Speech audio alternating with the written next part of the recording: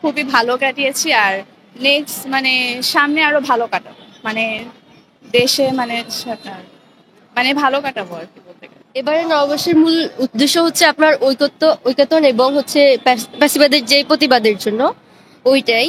তো আমরা এই নববর্ষে মূলত হচ্ছে প্যাসিবাদের থেকে যে মুক্তিটা আমরা পেয়েছি, হচ্ছে একটা স্বাধীন সুন্দর বাংলাদেশ চাই। সেজন্য প্রতিবাদ স্বরূপ হচ্ছে আপনার প্যাসিবাদের মুখাকৃতিটা তৈরি। এছাড়া আমরা শান্তিপূর্ণ দেশ চাই বলে শান্তি পায়রা তৈরি করেছি। আর হচ্ছে যদি আপনি সংস্কৃতির কথা বলেন সেক্ষেত্রে বলবো যে সংস্কৃতি হচ্ছে এরকম যে আমাদের আগের প্রজন্ম যেই পোশাক পরছে, যেই ওরা যে ওদের যে ভাষা রীতি, কথা বলার রীতি, চলার রীতি, এই সবগুলো পরের প্রজন্মের কাছে পৌঁছানোর জন্য সংস্কৃতিটা আমরা মূলত পালন করি। তো আমাদের আগের প্রজন্ম যেহেতু শাড়ি পরতো, তারা যেহেতু শাড়িতে অভ্যস্ত, বাঙালি অবশ্যই শাড়ি পরতে পছন্দ করে, সেজন্য আজকে আমরা শাড়ি পরে এসেছি। সুন্দরী কাটতেছে ভালোই আজকে। হ্যাঁ, খুবই ভালো লাগছে, কারণ হচ্ছে এই সব কিছু কিন্তু আমাদেরই করা। যেই ডেকোরেটেড আপনারা দেখতে পাচ্ছেন, এগুলো কিন্তু চারুকলা স্টুডেন্টদেরই করা।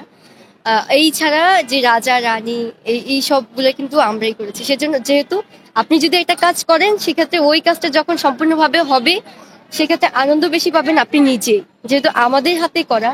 ওই জন্য আমরা বেশি আনন্দিত এই পহেলা বৈশাখে।